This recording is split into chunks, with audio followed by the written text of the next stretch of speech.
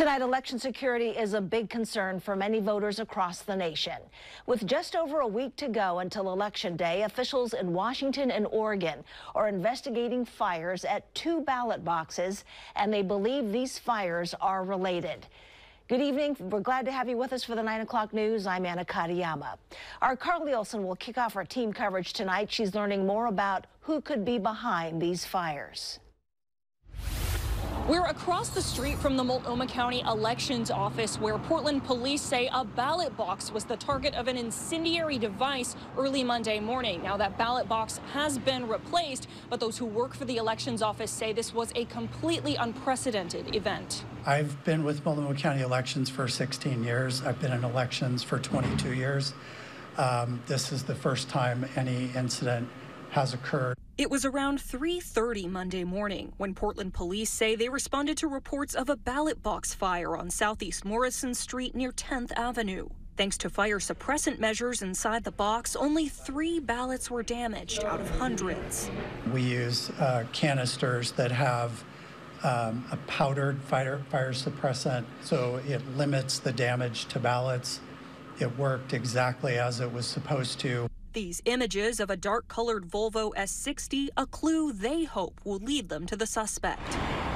Only a half hour later, Vancouver police responded to a fire at the ballot box near the Fisher's Landing Transit Center, destroying hundreds of ballots. No one was injured in any of these incidents. We're working with our partners across the river here in Portland and sharing information with our federal law enforcement partners. Authorities say these incidents have prompted them to increase security patrols around ballot boxes, and each one has a fire suppressant device inside. If caught, suspects could face several charges, including first-degree criminal mischief, reckless burning, and illegal acts related to voting machines or vote tally systems. We don't know the motive behind these acts, but we do know that acts like this are targeted and they're intentional, and we're concerned about that intentional act trying to affect the election process. Officials worry that the fires have caused a chilling effect across neighboring counties, including Washington County's Elections Office, which has received an increase in calls from voters concerned about safety. We're very concerned by these incidents.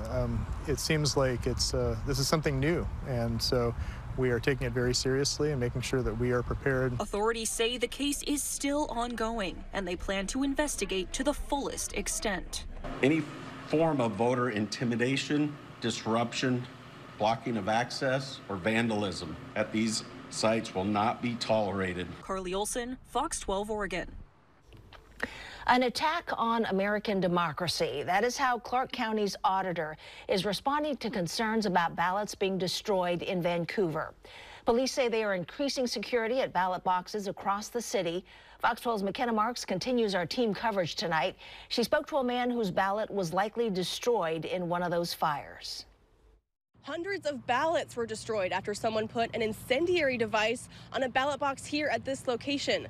Now, it looks like this ballot box has since been replaced, but you can still see some ash and burn marks left over from that incident. Now, Vancouver police say officers will be working overtime to increase security at ballot boxes across the city. This is a democracy. This is the most undemocratic thing that anyone could possibly do. Around 4 a.m. on Monday, police responded to the Fisher's Landing ballot box in Vancouver after it was set on fire. The Clark County auditor confirmed with Fox 12 that hundreds of ballots were destroyed. Ballot boxes in Clark County are equipped with a fire suppressant, but that didn't help in this case. Doesn't appear it worked very well. I spoke with Horace So, who dropped off his ballot at the Fisher's Landing drop box on Sunday. He was shocked to hear that someone intentionally set the ballot box on fire. People in this country are going crazy about the election, all right, and I'm really upset about that. Vancouver police say they want voters to feel safe and will be increasing security around all drop-off locations. We recognize how important this is, and we are responding within our capacity. We will burn some overtime to make sure that we have people available to respond should a call come in. The FBI office in Portland is investigating the incident. In a statement, they said, quote, The FBI is coordinating with federal, state, and local partners to actively investigate the 2 incidents in Vancouver, Washington, and Portland, Oregon, in the early morning hours of Monday, October 28th, to determine who is responsible. The FBI is encouraging anyone with information to reach out to them.